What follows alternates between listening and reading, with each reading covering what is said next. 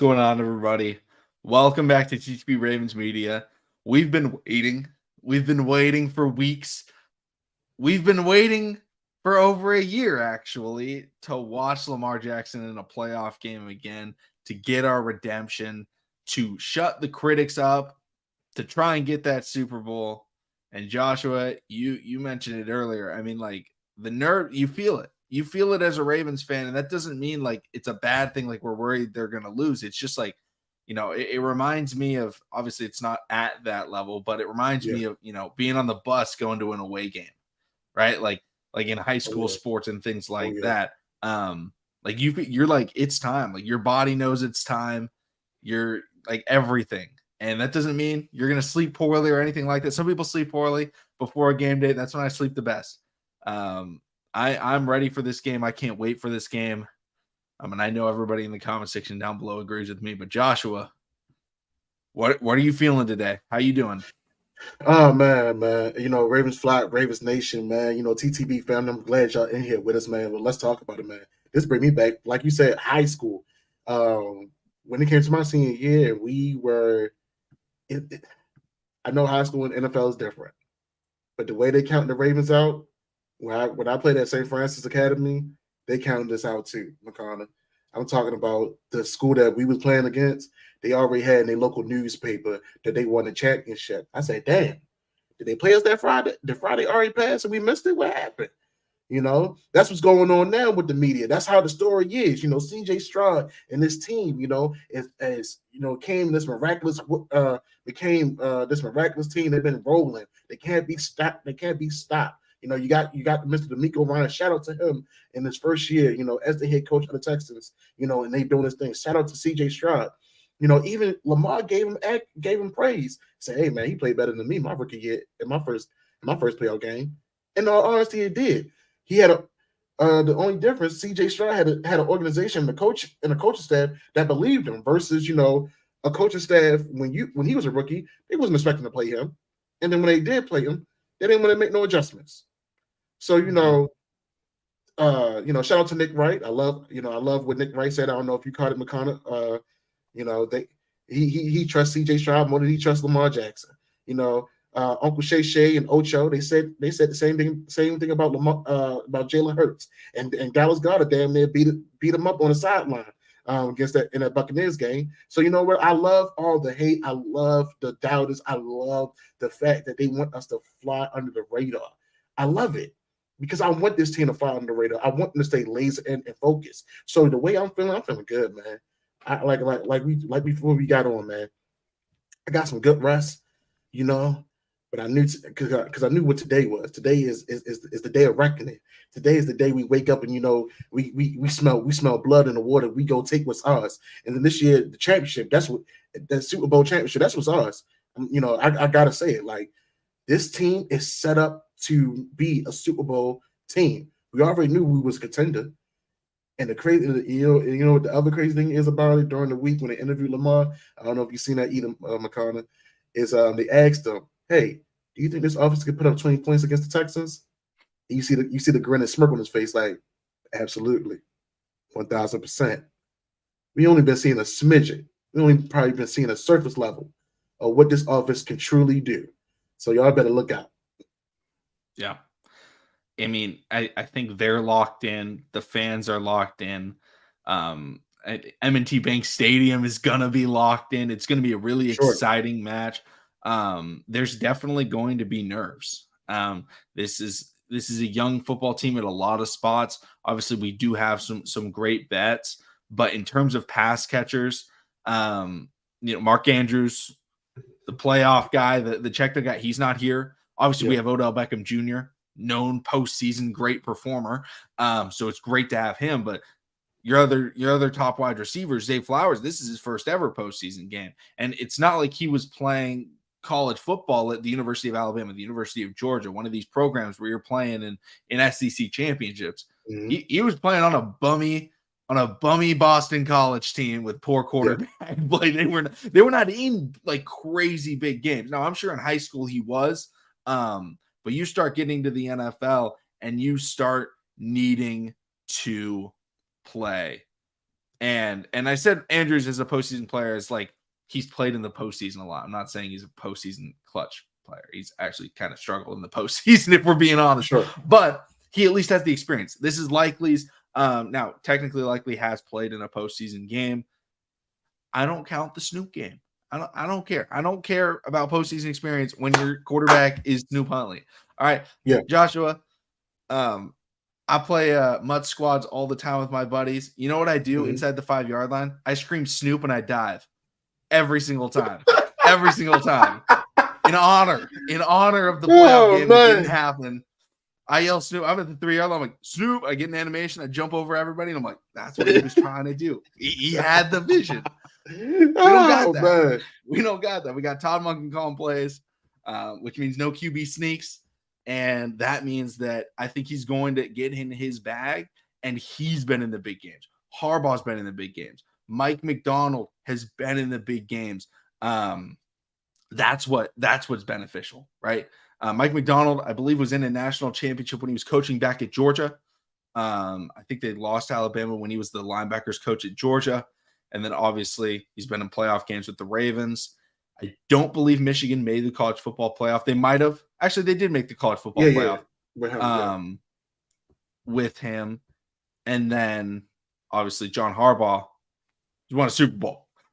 So they've all been in the big games. They know, even though they're a younger coaching staff, obviously they're not super young. Mike McDonald is, but they have experience. They know how to get these guys going. And the benefit is you've got a leader, a vocal leader like Roquan Smith to make sure that everybody knows exactly what they need to do.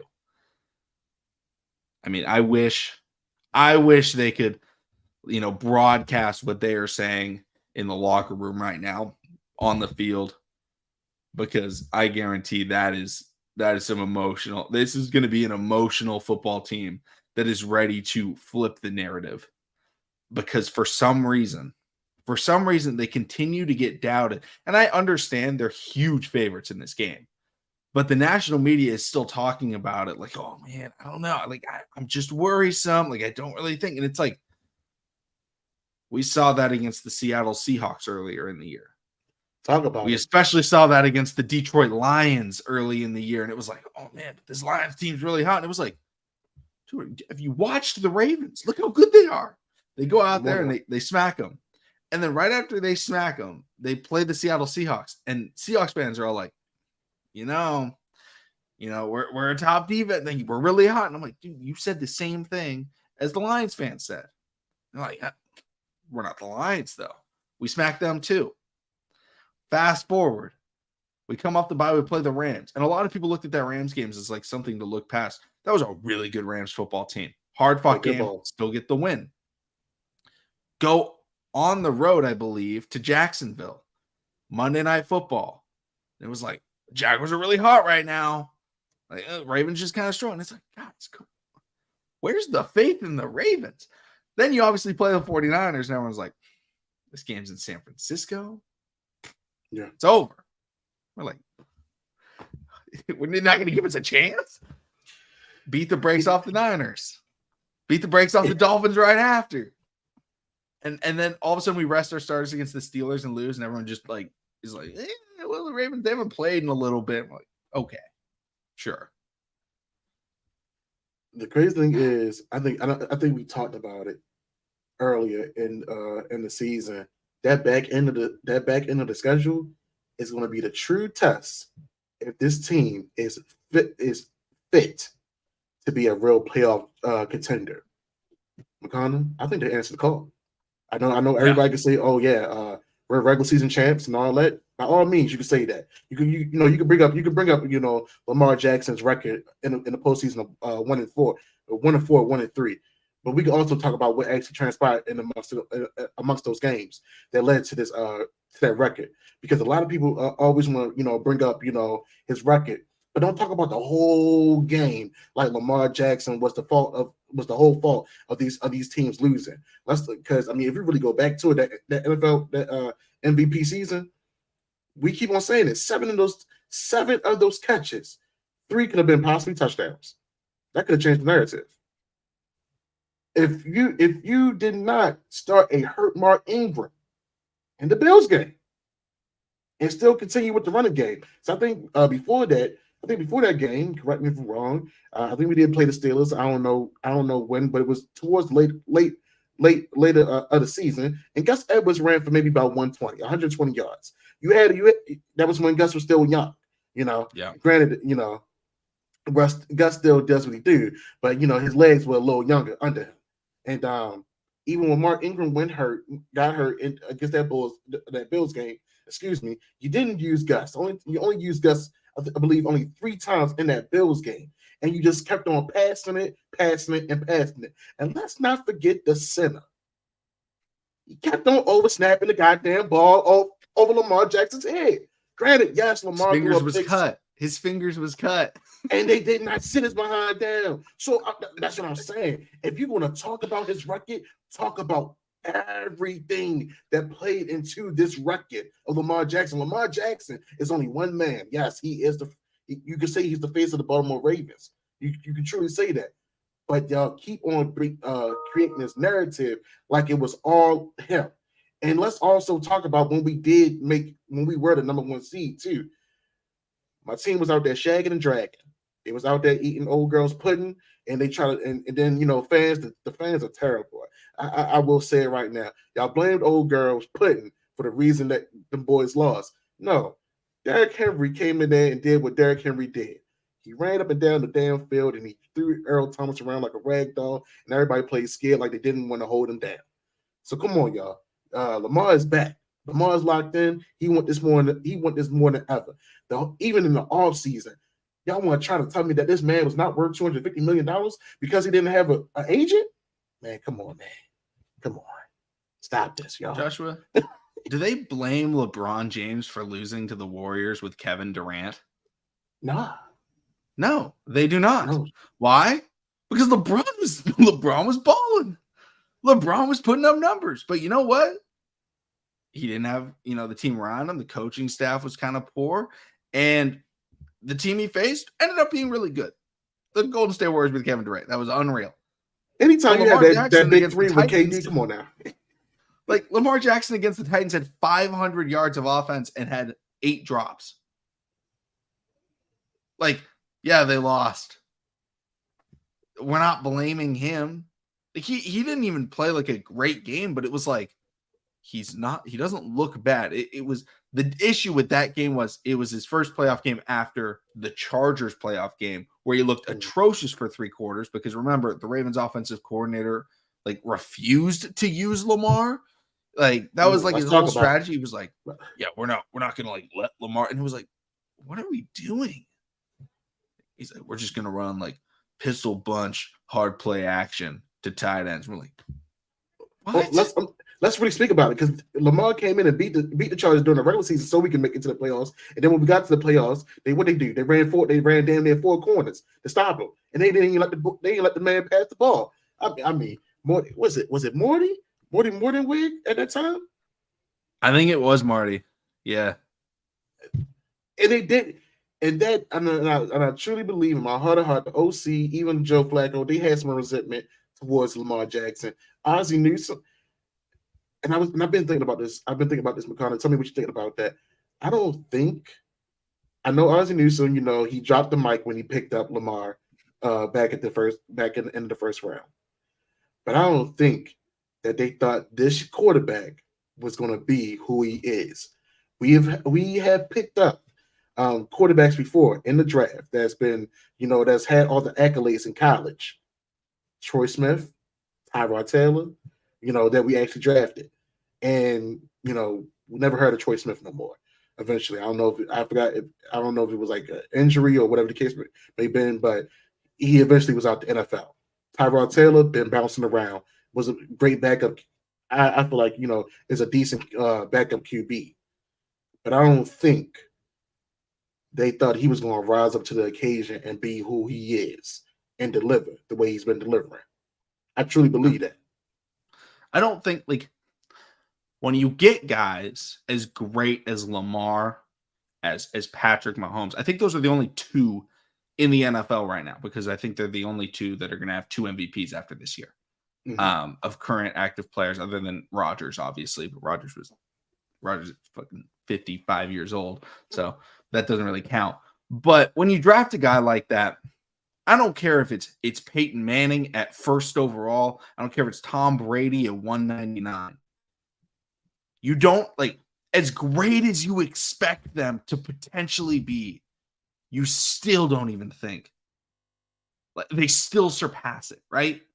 Like Patrick Mahomes, Andy Reid was really high on Mahomes. There's no way Andy Reid thought Mahomes was just going to turn into what he became. There's no way the Ravens thought. Now, they took a chance because they thought he could be great. He's been greater, right? Mm-hmm. Lamar Jackson is probably locked. If he wins the MVP, he's probably locked up the Hall of Fame already. There's only 11 players in NFL history with 2 MVPs. And they're all in the Hall of Fame except for a couple of guys. Those couple of guys are Tom Brady, Aaron Rodgers, and Patrick Mahomes. All players not eligible for the Hall of Fame yet. You wouldn't have expected that. And I think something that's really important that people talk about with Lamar Jackson, and we talked about this when he was young, when he was 23 years old, 24 years old. He just turned 27. We talked about him, and it was like, man, when's he going to get that championship, right? And we always talked about Peyton Manning as the comparison, right? Peyton Manning hadn't won a playoff game before age 27. He started off 0-3 in his playoff appearances. And he wasn't making the playoffs. Like Peyton Manning, I believe I looked it up. I think he had 3 MVPs before he won a playoff game. Or at least a Super Bowl. But he had 2 MVPs, I know for a fact, before he won a playoff game. And I think those 2 MVPs were before he was 27. He wasn't winning. But it was like he's dominating the regular season, and they just needed to get the right system, the right guys around him, the right defense. And all of a sudden it started to click. And he unfortunately had to play in the same era as Tom Brady, and that allowed for Brady would just beat him. Why? Because Bill Belichick's defense could shut down your quarterback, and Peyton Manning's defense could not shut down Tom Brady. They just did. He didn't have the greatest football mind in NFL history on Peyton Manning's side. Lamar Jackson is a similar way. He's dominating in the regular season. He's just waiting for that right situation, that right time, the right group of coaches, young rookies on good contracts and experienced vets on good contracts that are all able to play together and healthy, knocking on wood. I think that's this team. I think this is the right group of guys, of everyone playing as a cohesive unit. I'm not worried about the receiving core, not worried about the secondary. Like even in 2019, that was a great football team. But like the concerns of, are the Ravens going to be able to win throwing the football? I think they were valid because the Ravens receivers were so bad. Like it was like, oh yeah, like obviously could they come back? Yes. But were they going to just out throw teams 3 consecutive games in the postseason? No, that wasn't going to happen. Like with those receivers, and we saw it in the Titans game, with all of the drops because of the poor receiver play, and we couldn't win. All of a sudden now I'm confident in the receivers. I'm confident in the defense. I'm confident in Lamar Jackson, and I'm confident in the coaching and the play callers on offense and defense. This is the right type of system to give your quarterback a shot to win a Super Bowl. They got to start off strong against the Texans and then face Bills or Chiefs, and then almost certainly the San Francisco 49ers again. That's going to be tough, but that's why you have a difficult, division. That's why you have a difficult end of season stretch. We talked about it. We were excited when they had a difficult postseason stretch, and a lot of people get nervous. Oh, what if they lose? Well, if they're losing down the stretch, they're not a good enough team to win the Super Bowl. Exactly. Like you can't be afraid. Like obviously sometimes when you're like, man, we got to play like every good team in the league in the regular season. Let's get a few free wins. But it was like, yo, this is a really tough schedule. But like you said, Joshua, it's going to be the test. Are they going to be able to put on a run? Can they beat these good teams? And it wasn't they beat some of them. They beat all of them. They were running through everybody. They were 5-0 against teams with 3 wins over 500. Now, let me ask you this, McConnell. Now, during that stretch, which game was you most curious about or worrisome?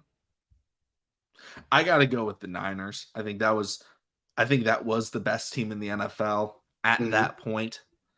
And the way that because the Niners were moving the football. Yeah. However, the Ravens defense made plays. They were doing everything. Like Kyle Hamilton. First off, the way that game started, that was the worst start to a game I've ever seen. Lamar Jackson gets tripped by a ref in the end zone for a safety. Yeah. And you're like, Yeah. oh no, this is going to be bad. Then the Niners get the ball and they're driving down the field. And I'm like, this is it. Like, this is the blowout. And then Kyle Hamilton jumps the pass. And I'm like, I get energy. I'm screaming. I'm excited. And I felt like, okay, we made a play. And then we made another. And then we made another. And I talked to Matt. He's a Niners fan. He's like, I feel like the Niners, they still have a good shot against the Ravens. And I don't think that, like, they don't. Like, I think it would be a great game. That's the team I don't want to play in the Super Bowl.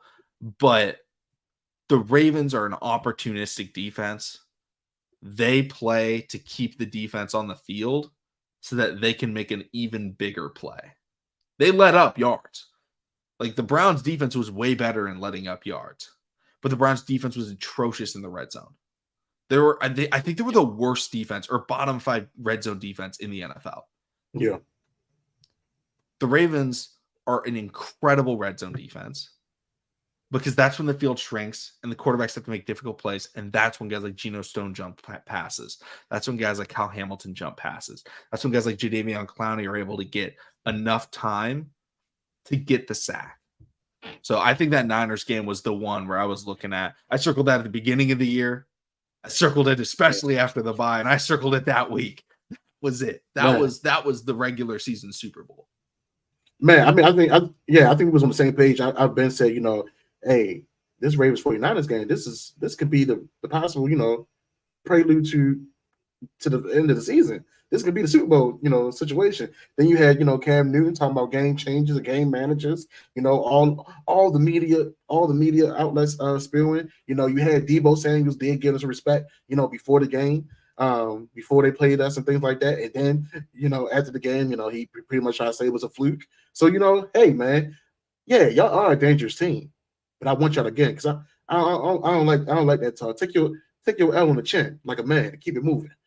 And, because they've been cooking with some hot grease and Spooky J. Please leave the color out. Leave the color out of it. That's why I was cracking up. You got to say you beat up the light skinned boy up. Let's just go ahead and beat him. Let's go ahead and beat him up and get him out the game, though. Boy, listen. Baltimore fit to be rocking tonight. It's fit to be rocking tonight, and we fit to be live. You hear me? It's going to be a parade in my city. Yeah, you feel me? It's going to get active. It's going to get active for sure. And I love the energy that we bringing out. I mean, I don't know if you saw Derrick Henry and Taylor Lumen. You good, baby? You good? On their podcast and talk about, the atmosphere, the vibes. Listen, when me and Moms went down there in 2019 against the New England Patriots Sunday night, man, it was rocking.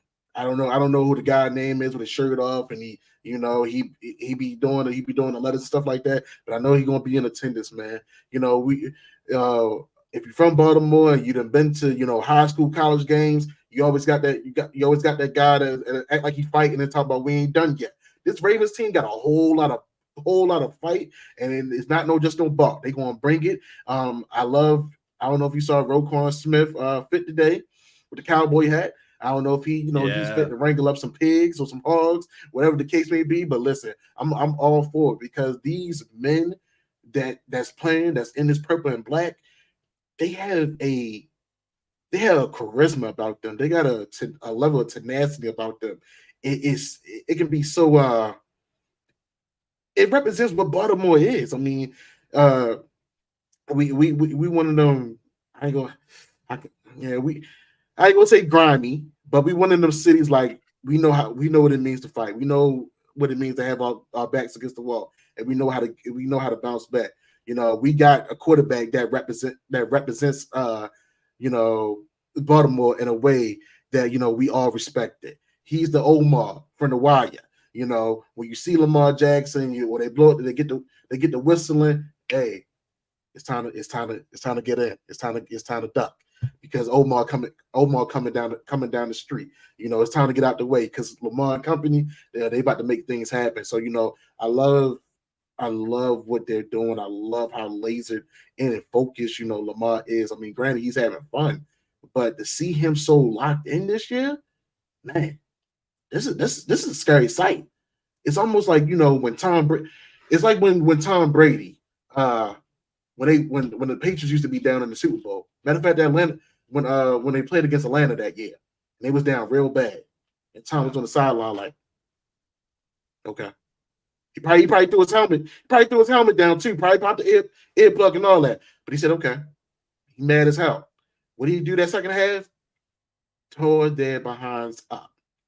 And I feel like, you got to go passing the torch over to this young man, a young man that's not, the clean cut, type of franchise in the face at the NFL. I know Roger Goodell, show love to all the NFL players, stuff like that, but he's not, the clean cut type of guy. He's not the Patrick Mahomes. He's not the Tom Brady. He is Lamar Jackson. He is his own man. But to go pass the torch down to him, Tom Brady clearly knows something special in this young man, and he know that this young man is going to make some things happen. And for him to be a part of this organization, man, I'm trying to tell you, I feel like this is going to be a Steve Young year for Lamar Jackson. MVP, Super Bowl MVP. Hey, you gotta give him a gold jacket for sure if that happens. Yeah, I mean this is a team that plays very physical, and they play under two people, and it's Lamar Jackson on the offense, and it's Roquan Smith on the defense, and I think those are the two perfect players for this team. I mean, like if people want to go out and say Patrick Mahomes is better than Lamar Jackson, I'm not going to get mad. If someone's going to say Fred Warner is better than Roquan Smith, I'm not going to get mad. But would I rather have Lamar Jackson on my team? Yes, I would. Would I rather have Roquan Smith on my team? Absolutely. Because they are perfect for this team, right? In this city. The way that the Baltimore Ravens organization is run, that is the way that they play. And I think that's very, very important in a team, is to establish that team culture and team identity, because I think that's one of the things that a lot of teams don't have, even if they try and get that, Super Bowl, or even if they're a great team. I think one of the teams that struggles with that was the Dolphins. Like I felt like they didn't necessarily have some sort of identity, like other than like we're fast, like we're kind of a flashy team, but like then the quarterback isn't fast, and you're like, and he doesn't have a rocket arm. I don't know. Like I just couldn't, like when I was playing him, I was like, yeah, they're a great team. Like they're really difficult, but like they don't necessarily have an identity that when you're playing in the cold and you're playing in January, where it's always going to be cold unless you're playing in Miami, Florida, you have to have an identity. You have to be able to run the ball and establish what you're going to do. I think the Bills have an identity. I think the Chiefs have an identity, and I think the Ravens have an identity. I think the Texans do also have an identity, but I think a lot of other teams didn't. And especially in the NFC, like I don't know what the Buccaneers' identity is. I don't know what the Packers' identity is. I'm not even certain I know what the Niners' identity is. Like I have a general understanding, like obviously like they want to run the football, but I mean we haven't seen them when it gets cold, and that sort of stuff. Like they're playing in California, and they won't have to play when it's cold. That's the benefit that they have. They're going to play in a dome in the Super Bowl. They're going to play in Levi Stadium in Santa Clara, California. So they're going to be fine on that aspect. But the Lions, as much as I hate the Lions, they got an identity. Bucks identity is Mike Evans and defense. That's a good identity right there. Go Bucks. But I mean, I don't know. My thought on this game is just like, yeah, I'm just excited to see what happens, because we just haven't seen the Ravens in the playoffs with this good of a team ever.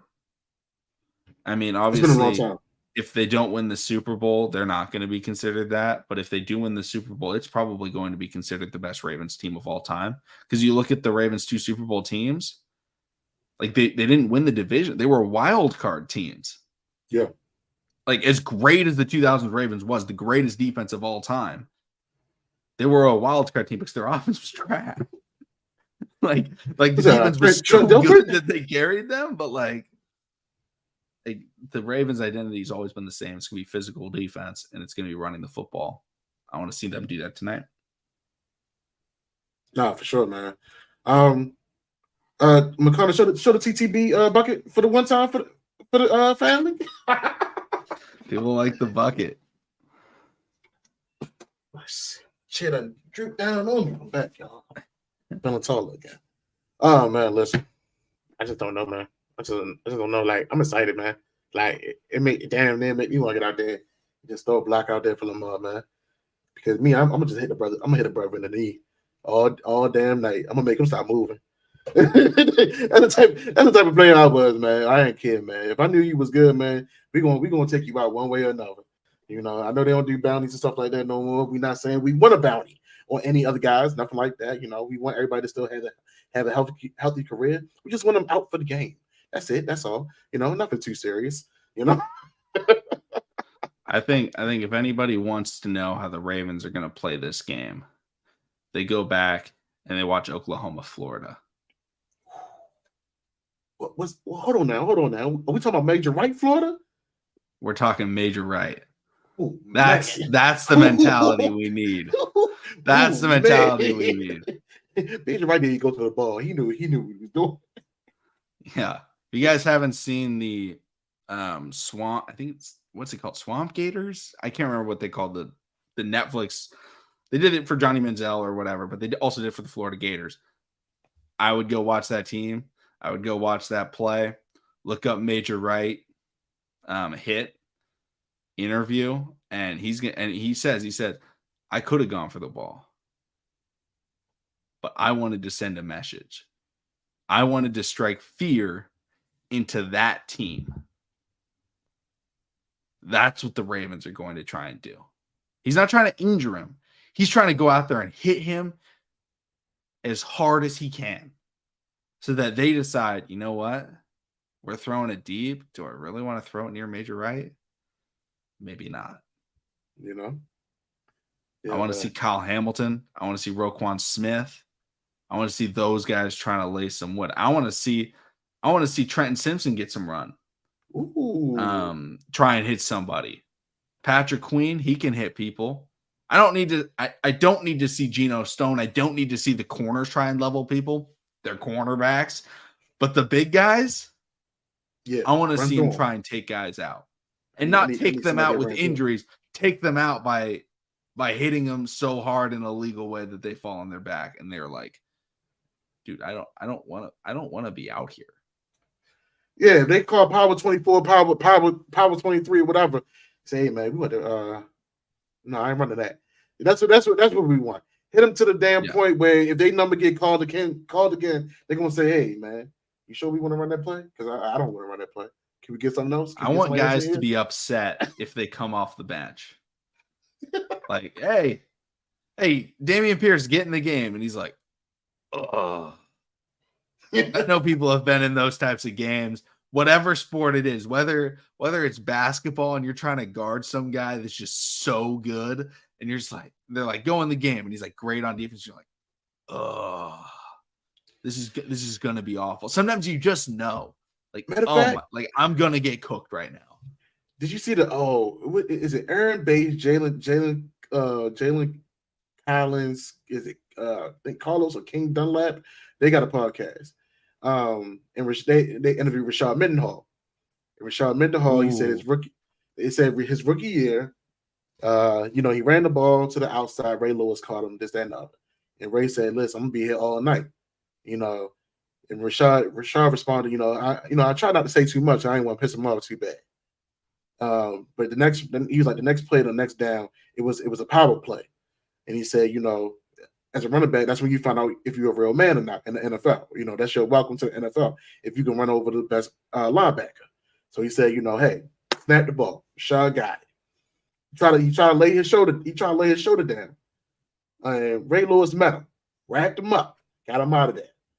He said, y'all, that hit right there into his rookie season. He didn't want to run the ball no more. But like I said, it's not about taking them out, hurting them, stuff like that. Put the fear guard in. Or put the fear Mentally whoever. break them. You know, because if you hit them, you hit them hard enough. If you mess with them long enough, we seen it with the wide receivers and the DB battles for years. If you keep on talking to that young man all damn game, eventually he gonna break. Eventually he gonna break. He gonna mess up his route tree. He gonna do something, and that defensive corner he gonna break it, and take it to the crib or get that turnover. He gonna get him so frustrated. We've seen it with Andre Johnson and Cortland Finnegan. I don't know what all was said in between the two, but Andre Johnson got tired of it.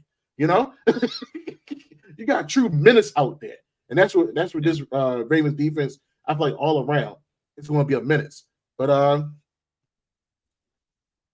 it's 23 minutes. Let's talk about some dark horses.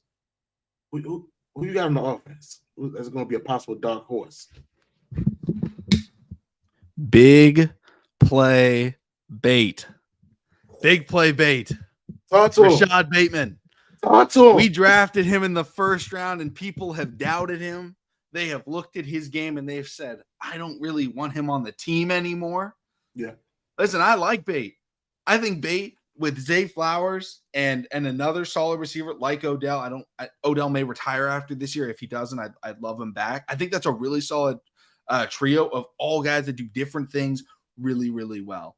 I want to see Rashad Bateman run those intermediate routes that he's so great at and catch the ball in space because he's good after the catch. He's fast after the catch. Get him the football because he makes plays. All right. He's had some lapses, but that's when he's not playing. That's when he's not practicing. You know what he's been doing? He's been practicing.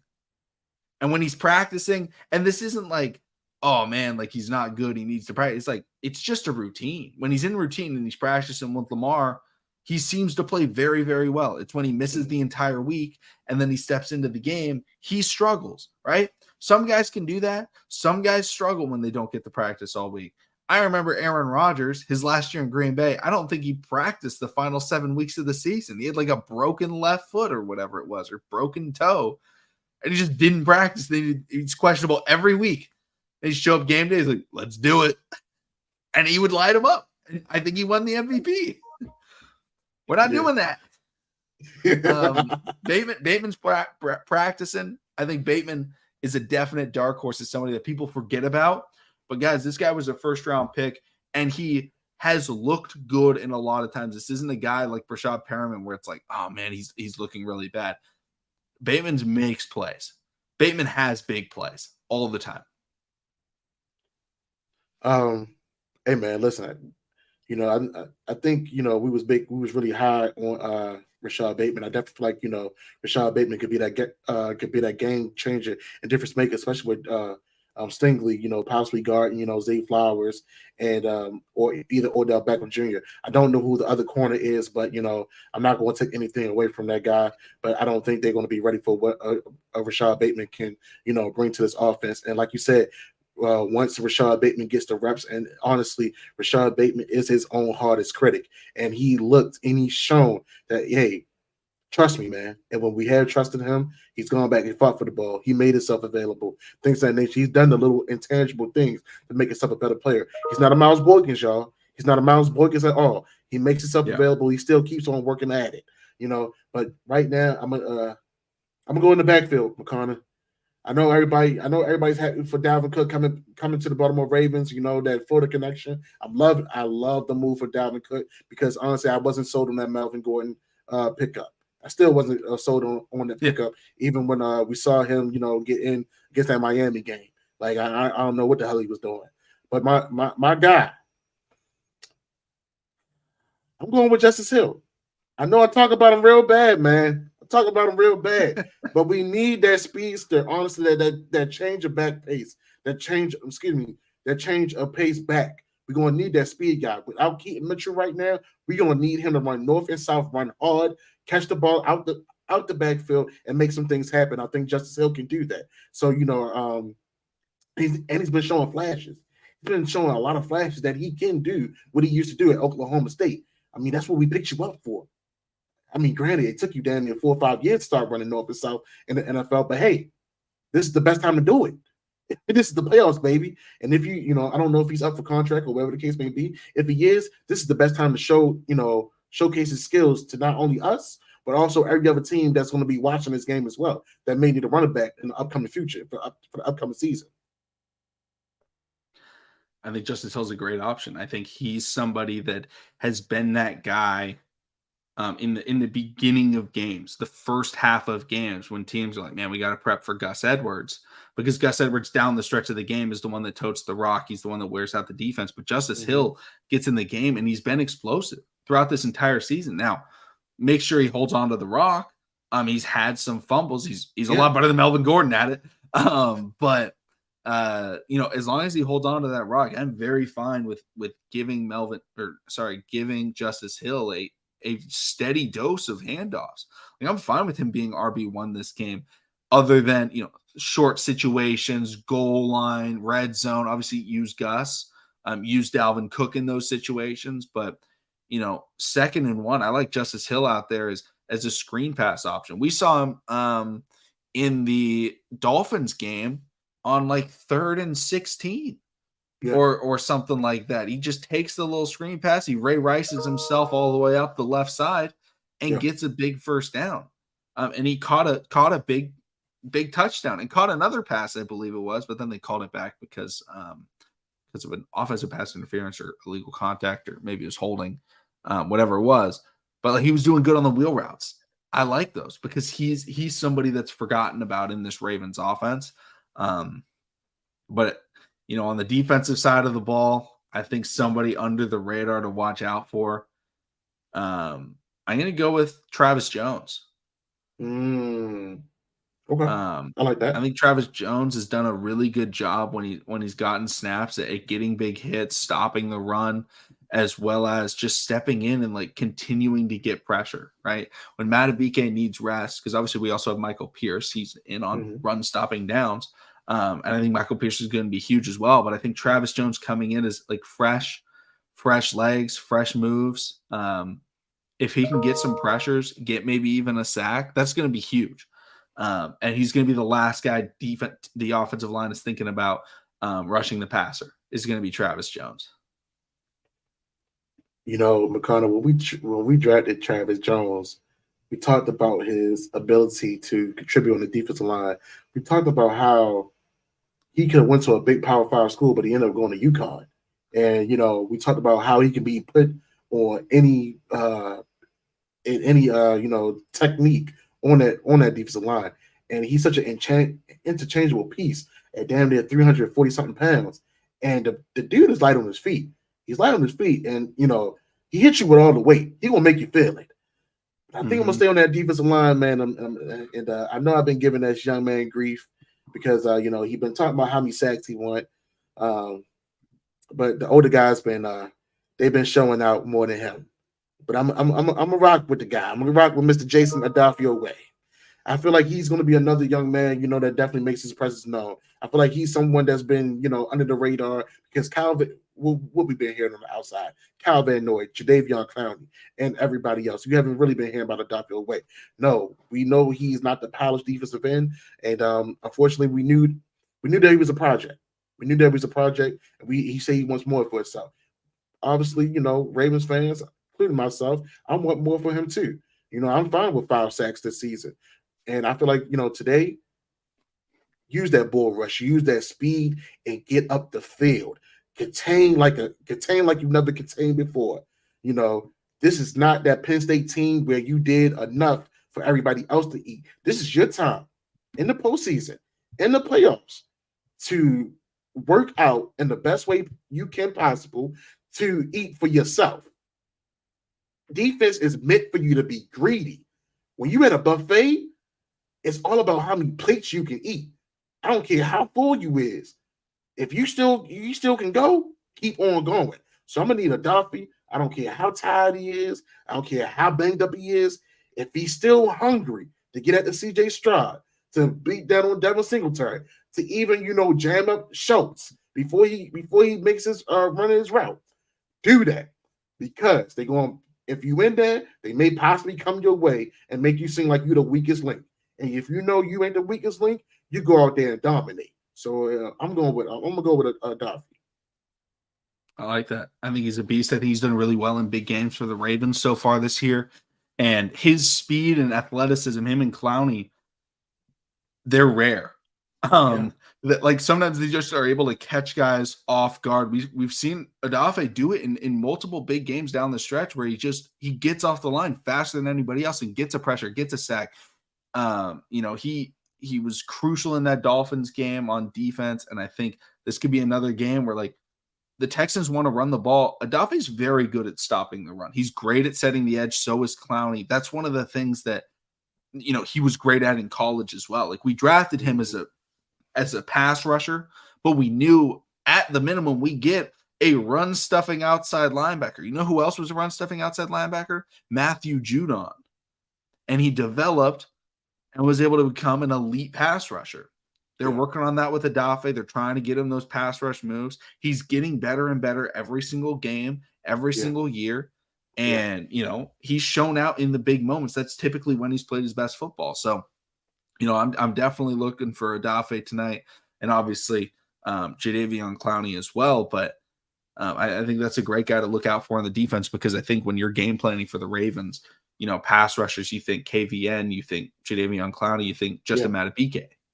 You don't think about the other guys. You don't think Patrick Queen off the blitz, Kyle Hamilton off the blitz, Arthur Millette off the blitz. The Ravens love to get other guys involved blitzing, and they're very successful at it.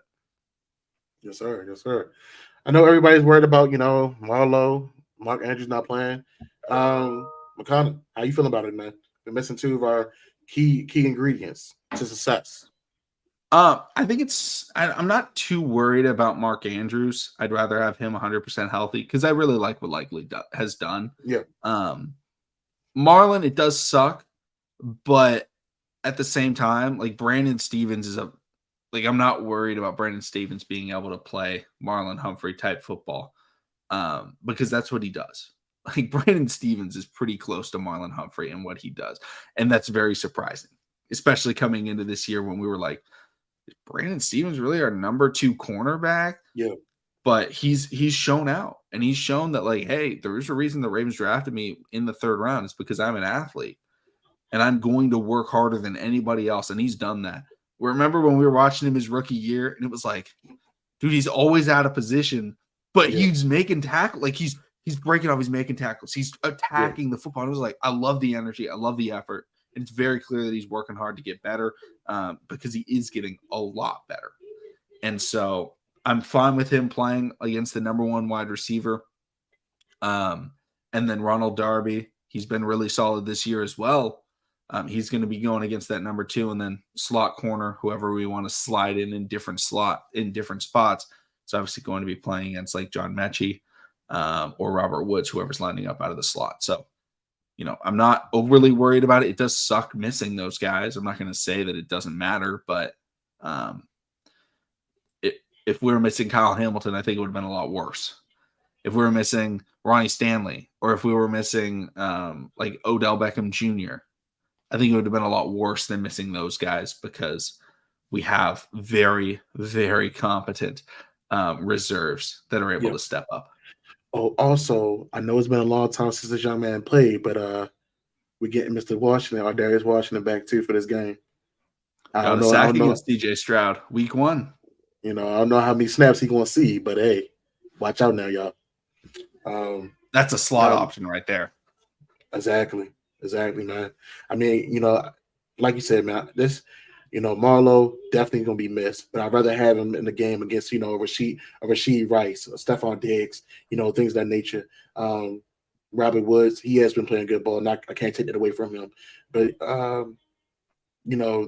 their real weapons is Nico Collins, Schultz, the tight end, Devin Singletary, those guys like that. I do feel like, our defense match up pretty good against them. And Mark Andrews, honestly, I mean, we talked about it earlier today. Mark Andrews has not had the best performance in the playoffs as of yet. So right now, we would rather have Mark Andrews with both ankles, working, being able to jump for the ball, truly healthy, not forcing it. I'm glad he was out there practicing this past week, but let Isaiah Likely who's really a wide receiver. Let him keep on working. Let let let let Charlie Kolar continue to slip under the radar as well. So Yeah, I love what they're doing, man. absolutely. And Joshua, we got 9 minutes. I think it's time for the best part of every pregame show, the Yes, bold sir. predictions. Guys, in the comment section down below, leave your bold predictions. We'll talk about those as well. Let's go with the offensive side of the ball, Joshua. What's your bold prediction for the Ravens? Oh man, it's about to get real bold, man. I got 500 yards, all-purpose yards from Lamar Jackson and the Jackson 5. It's I gonna like be it. he gotta make a statement. I feel like this. I feel like this offense makes a statement today. I think we get 2 receivers with 100 yards. I think I like that. Odell and Zay Flowers both hit 100, both with a touchdown. And I think Zay Flowers has a 75-yarder. Yeah, I like that, man. I mean, honestly, like we said earlier, Derek Stingley, he went to pick his poison. The thing the beautiful thing about Zay, man, when it comes to our offense, we moving him around and he makes himself available. So yeah, we're gonna work out for sure. Defense, whew, I don't know, man. How we feeling? I'm gonna let you go first.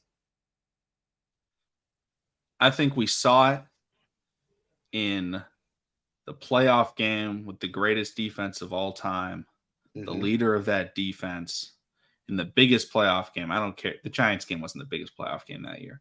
The Tennessee Titans game was. You know what happened? You know what 52 did? He goes out there, rips the ball out of another man's hands, and Yeah, takes that interception to the house. I got our defensive leader, number 0, Roquan Smith, with a Ray Lewis-esque pick 6.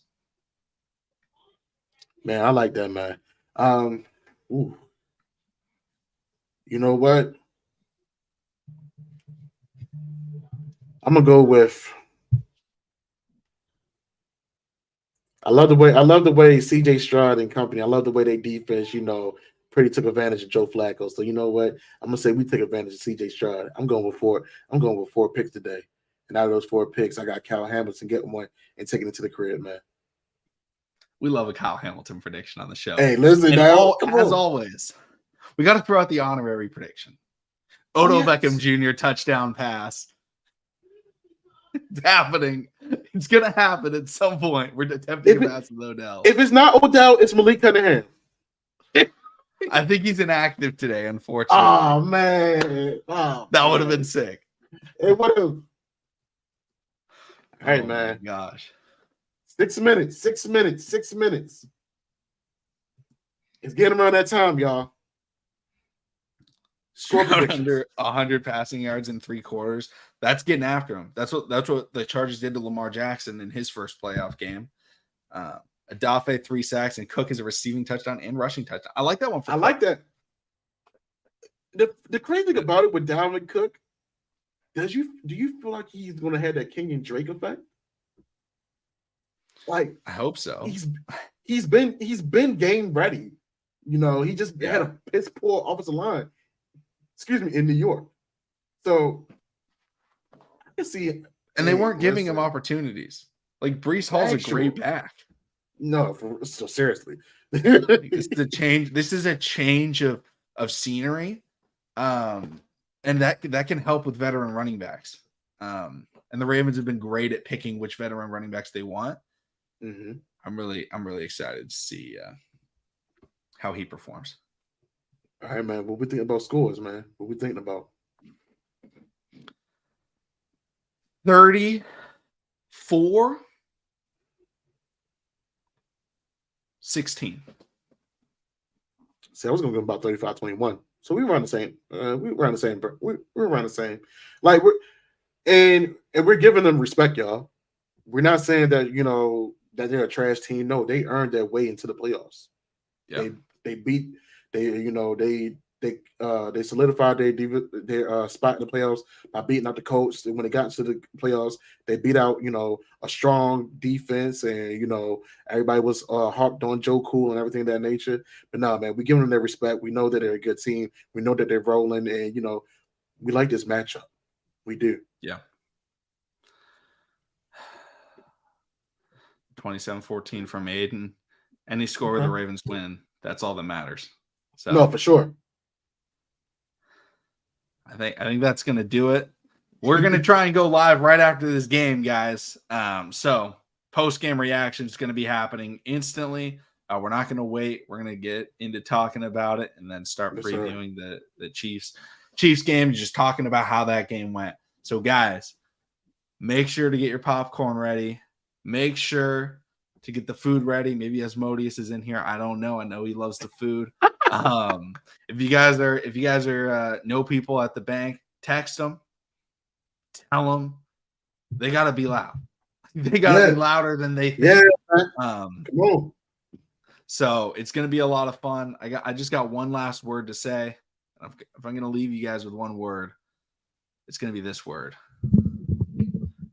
Johnny.